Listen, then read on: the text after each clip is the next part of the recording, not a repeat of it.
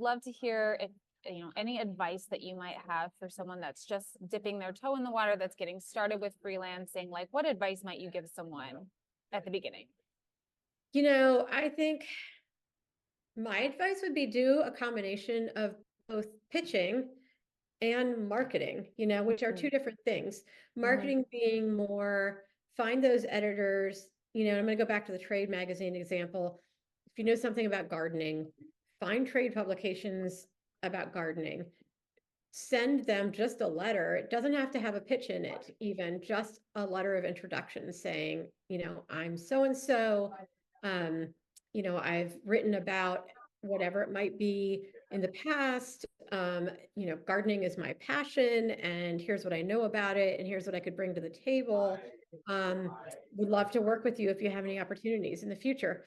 I think marketing goes a really long way. And for me, I continue to do marketing, not nearly, again, back to when I got divorced. I did full on marketing all the time. It was a part of every Friday. I sent out letters of introduction. These Mm. days, I am fortunate I don't have to do that much, but I keep it going because, again, clients come, clients go. And don't put Mm-hmm. all your eggs in one basket, I would also say, Yeah, yeah, keep yourself diversified it's a because long game. it's a long game. And again, clients, some of my favorite clients from last year, well, those editors are gone. They got laid off. Mhm. And so I lost that stream of income. And so, you have to constantly be thinking about that, like always be bringing in new work, even though it can feel overwhelming at times. And as long as I've been at it, I still make the mistake of saying, feels a little quiet. I better put some feelers out. And then all of a sudden my plate's overflowing. Look, I'm in the middle of that right now. Like, I had all these, like, I was like, oh, struggling. And then I put it out there in this group, and now I have like 4 leads right now. And I'm like, oh, if this all works, I feel like I'm going to be a little overwhelmed here. Exactly, exactly. Yeah, yeah. And when that happens, and it's happening to me right now, like my first couple of weeks of March are going to be crazy. I'm willing to, if I have to, take like a few hours on a Saturday to play catch up. Yeah. It pays off in the long run, and then Yeah. down You the don't road have in to a do it couple all of the weeks. time. No, no, in a couple of weeks, then I'll give myself a Friday off, whatever. Yeah, So yeah, right. yeah, So just one last question, going back to the bylines, the fancy bylines. yeah. In terms of pitching, like, is there anything that comes to mind that you're like, when you write a pitch, like, here's something that like you don't want to miss, or like here's the key thing to like landing a pitch? I think just really know the publication you're pitching.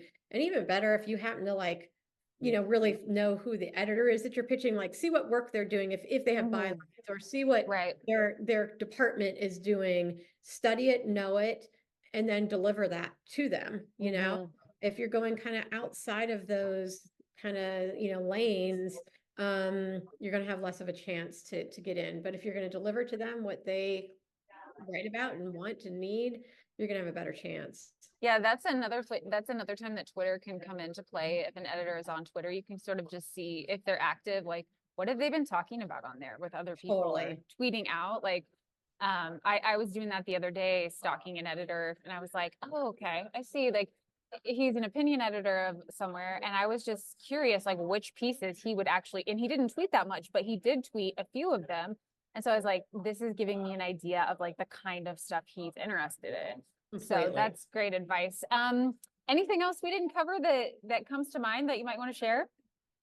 Oh, I don't think so. I mean, just, I think I would just say like any job.